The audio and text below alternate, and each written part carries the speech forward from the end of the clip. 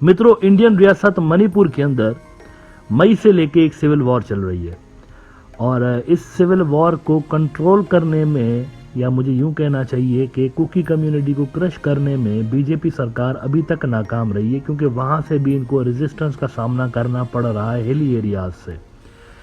अब इसके चलते हुआ यह है कि जो मैती कम्युनिटी है, जो कि इनको वोट दे रही होती है, उनका प्रेशर दिन ब दिन बीजेपी के ऊपर बढ़ता चला जा रहा है कि आप कुछ कर ही नहीं रहे। उनकी 2-3 सिंपल डिमांड्स हैं। एक तो वो कहते हैं या तो इनको वापस भेज दो म्यांमार, या फिर इनको आप डिटेंशन सेंटर्स में और इधर उधर आप कर दो, NRCCA नाफिज करके इनको डिटेंशन सेंटर्स में डाल दो। ये उनकी डिमांड्स हैं। दोनों डिमांड्स अभी तक उनकी पूरी नहीं हो रही, क्योंकि इंटरनेशनल प्रेशर भी है और लोकल प्रेशर भी है। कुकीज की जानिब से भी इनको सीवियर रेजिस्टेंस का सामना करना पड़ रहा है।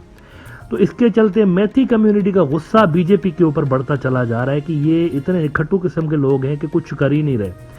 अब इसके चलते आपने देखा कि पिछले दिनों खुद बीजेपी जो मणिपुर यूनिट है, उन्होंने खत भी लिखा अपनी टॉप लीडरशिप को। JP नड्डा जो कि बीजेपी के हेड है इंडिया में, उनको खत लिखा कि भाई हम पब्लिक को फेस नहीं कर पा रहे, प्रेशर बहुत ज़्यादा है, लोग हमें गालियां दे रहे हैं कि आपकी वजह से ये सारा कुछ हो रहा है, तो आप कुछ करें।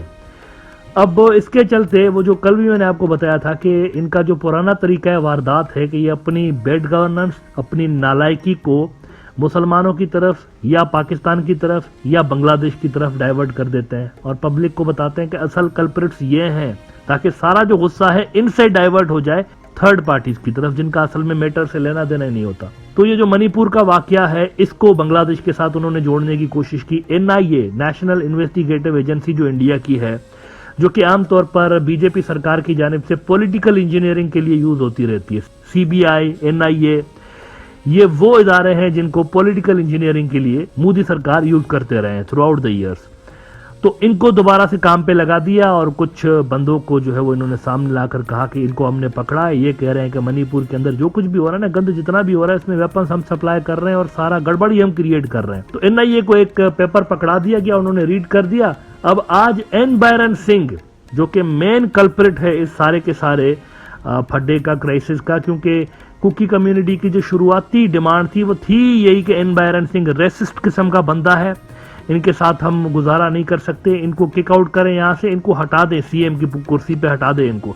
लेकिन बीजेपी ने इनको नहीं हटाया था। तो N बैरन सिंह ने भी आज ऑफिशियली बांग्लादेश के ऊपर इसका मलबा डाल दिया है। उन्होंने कहा है कि हमारे अंदर कुछ भी लड़ाई झगड़ा हम में नहीं है, ये जो हम कुकी और ये जो हमारे मैती है ना, ये थोड़ी लड़ रहे हैं आपस में, तो प्यार मोहब्बत से हम लोग हमेशा से साथ रहते हैं, इतनी मोहब्बत है हमारे दरमियान, हम तो ना बस एक दूसरे के घर शाम को आलू भिंडी भी भेज रहे होते हैं, हम लोगों में कोई मसला नहीं। ये बांग्लादेश ही सारा मसला क्रिएट कर रहे हैं। ये N बैरन सिंह ने बाज़ाब्ता बांग्लादेश के ऊपर बहुत बड़ा आज एलिगेशन लगाया हुआ। आई एम सरप्राइज्ड कि जब NIA ने इस तरह की बेवकूफ़ाना बातें की तो बांग्लादेश को रिस्पॉन्ड करना चाहिए था। अब इसके लिए बांग्लादेश के पास सॉलिड केस मौजूद है असल में, अभी थोड़ी देर में बताता हूं कि वो क्या है। लेकिन N बैरन सिंह की स्टेटमेंट पहले आपको दिखाना जरूरी है, जो कि आज उन्होंने बोंगी मारी है बांग्लादेश के खिलाफ।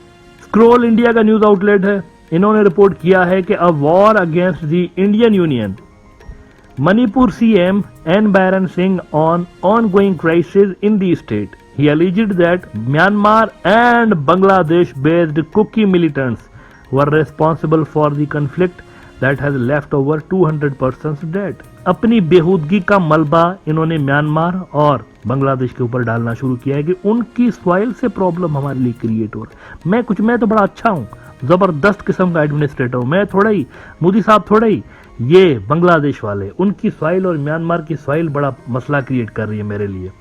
आगे कहते हैं कि the current crisis in Manipur is not a clash between ethnic groups and not a law and order issue of the state, but purely a war against the Indian Union by Myanmar and Bangladesh-based Kuki militants in collaboration with militant groups operating in Manipur। अब ये नई कहानी ये सामने लेकर आ गया, नई कहानी।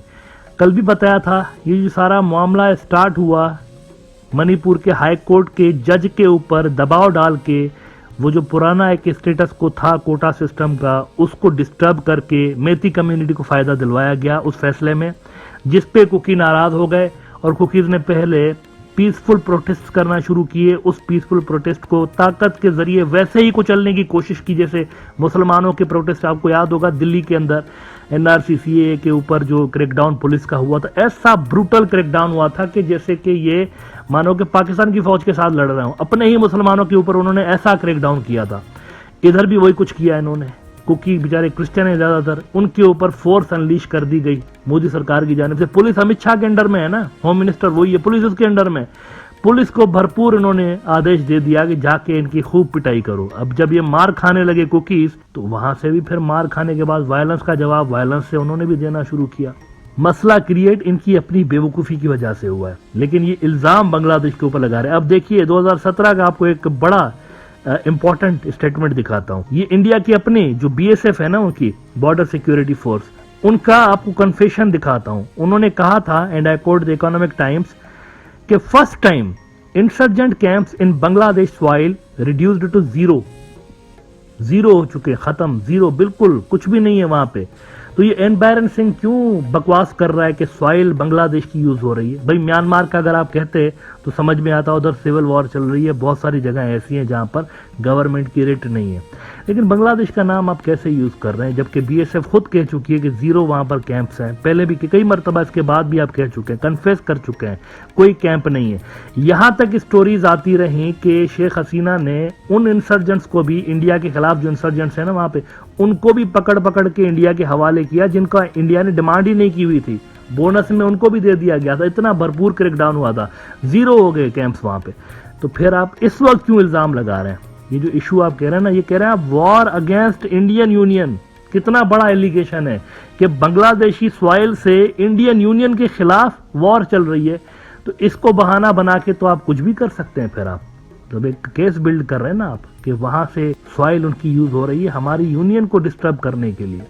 Although Bangladesh is nothing to do with this. तो मित्रों, ये कुछ भी नहीं है, ये सिर्फ और सिर्फ अपनी नाकामियां छुपाने का एक आसान सा तरीका है। बीजेपी सरकार इस तरह करती रहती है, या तो मुसलमानों के ऊपर डालते हैं, इंडिया के मुसलमानों के ऊपर, या ये पाकिस्तान के ऊपर अपनी नाकामियों का मलबा डालते हैं, या फिर ये बांग्लादेश के ऊपर डालते हैं। और इसका नतीजा पता है क्या निकल रहा है? नतीजा इसका ये निकल रहा है, इंडिया डे बाय डे मजीद बांग्लादेश के अंदर पब्लिक लेवल पर इतना ज्यादा अनपॉपुलर होता चला जा रहा है कि इंडिया का नाम लेने से ही लोगों का वहां पर मूड ऑफ हो जाता है कि यार किसका नाम ले लिया। जवाहरलाल यूनिवर्सिटी है, उसके चेयरपर्सन थे centre of south Asian studies के, प्रोफेसर भी थे वहां पर। इनका नाम था संजय के भारद्वाज।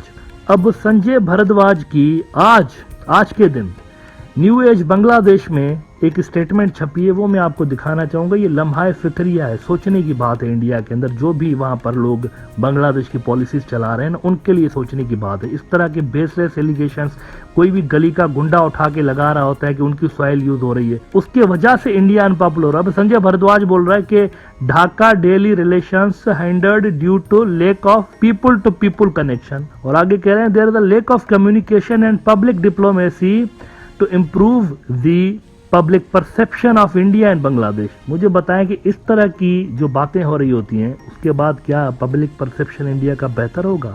सियासी बात है सारी की सारी, सियासी बेनिफिट बीजेपी हासिल करने की कोशिश कर रही है, अपनी नाकामियां बांग्लादेश के ऊपर डाल के सियासी बेनिफिट अपना हासिल करने की कोशिश कर रहे हैं, जस्टिफाई कर रहे हैं कि हम जो नाकाम हुए हैं ना वो बांग्लादेश की वजह। तो मुझे ये बताएं, इसका फॉल आउट नहीं होगा क्या पब्लिक लेवल पर बांग्लादेश में? डेफिनेटली होगा। तो डिप्लोमेसी से ज्यादा इंडिया को अपने अंदर असल में काम करने की जरूरत है। और ये जो हर छोटा मोटा पॉलिटिशियन उठ के और नेबरिंग कंट्री के ऊपर इतने बड़े बड़े एलिगेशंस लगाता है ना कि हमारी यूनियन के खिलाफ जंग छेड़ दी गई है उनकी सॉइल से, इस तरह की जो चीजें हैं उनको रोकने की जरूरत है। अदरवाइज भूल जाएं, आप अरबों रुपए भी लगा देंगे ना, पीपल टू पीपल कॉन्टेक्ट जो है वो अच्छे नहीं होंगे, इंडिया की परसेप्शन बांग्लादेश में अच्छी नहीं होगी।